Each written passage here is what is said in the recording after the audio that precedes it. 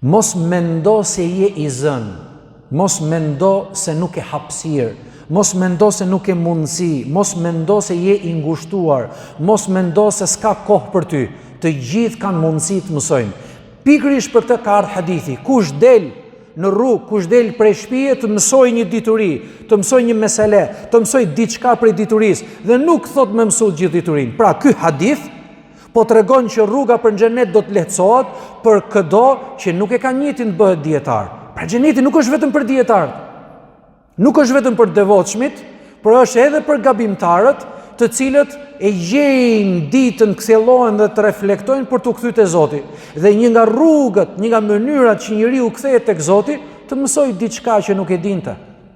Të mësoj të qartësoj një mesele që e kishte jo të qartë. Të kuptoj një ajet kuranor që nuk e kuptonte më parë. Të mësoj një hadith profetik që është i shkurtër, nuk është shumë i gjatë dhe nuk është shumë i vështirë. Kaq. Për këtë thot hadithi, dhe ty do të lehtësohet rruga për në xhenet, thot pejgamberi alayhi salatu wassalam.